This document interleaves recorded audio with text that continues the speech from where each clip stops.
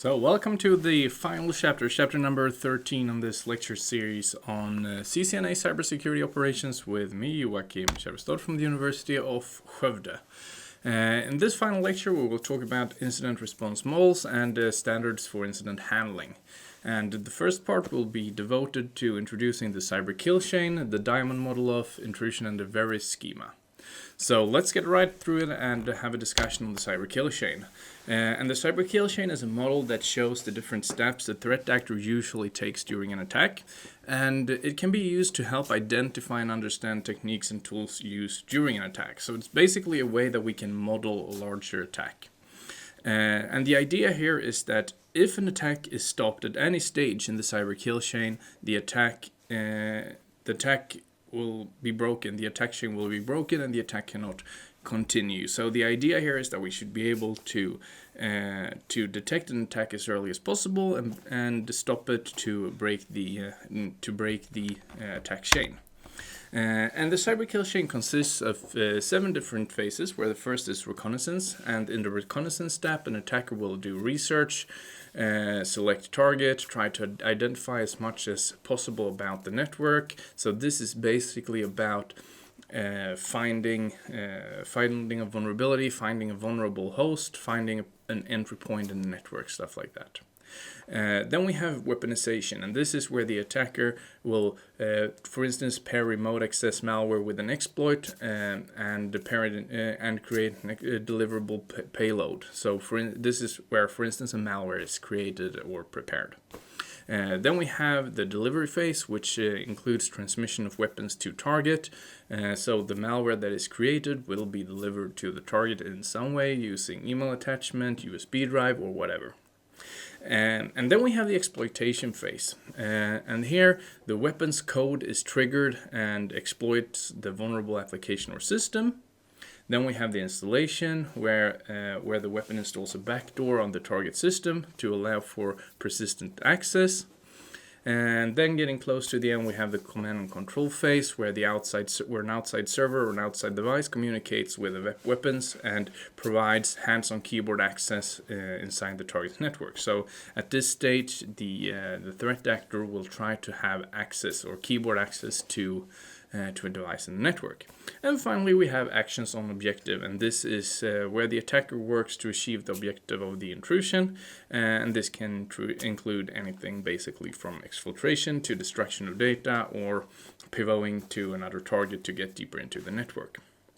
So that's the cyber kill chain for you. You should remember those phases if you do the CCNA cybersecurity certification exam. Then we have the diamond model. And the diamond model of intrusion is made up from 4 parts that represent an incident or attack, or more precisely an event. So an event in this case is a time-bound activity restricted to a specific step where an adversary uses a capability over some infrastructure against a victim to achieve a specific result. So there are those 4 core. There are 4 core features, as you can see. If I go to the actual model here, we have infrastructure, we have an adversary, we have a capability, and we have a victim. So, for instance, an adversary can use a capability over some infrastructure to attack the victim. And of course, the adversary are the parties responsible for the intrusion. A capability is a tool or technique that the adversary can use to attack the victim. The infrastructure is the network path or paths that the adversary uses in the attack, and the victim is the target of the attack. There are also some meta features that expand the model slightly to include some important elements. We have timestamp, which is the start and stop time of an event. We have a phase, and this is an analog to the steps in the cyber kill chain. So any malicious activity will include two or more steps executed in succession to achieve the desired result. And then we have results, which delineates what the adversary gained from the events. And we also have a direction, which indicates the direction of the events across the diamond model. We have a methodology, which is used to classify the general type of events. For instance, if it's a port scan, phishing attack, SYN flood attack, so on and so forth. And finally, we have the resources. And these are 1 or more external resources used by the adversary for the intrusion event. So an adversary uses capabilities or infrastructure to reach a victim. As one example, the capability malware may be delivered to the victim using a drive-by download, as I said. So how can we combine the diamond model and the chain? Well, as made clear by the cyber kill chain, adversaries seldom operate in a single event, and while the cyber kill chain is a combination of events, the diamond model can be used to describe each individual event. And using a modeled approach like this to describe incidents and events can help a security analyst better understand an incident and how it occurred. So that's the idea with those models. To round off this slide, we have the Veris schema, or the vocabulary for event recording and incident sharing. And this is essentially a set of metrics designed to create a way to describe security incidents in a structured and repeatable way. And it's designed to share quality information about security events anonymously. And it's very important that it is anonymously, because many times you may not want to disclose that you were attacked or that you were the target of an attack. And therefore, it's a core part of the Veris schema is this anonymity, because as a reporter, you don't have to disclose yourself. So you can share information with the community without being, without you having to make it public that you were targeted by an attack.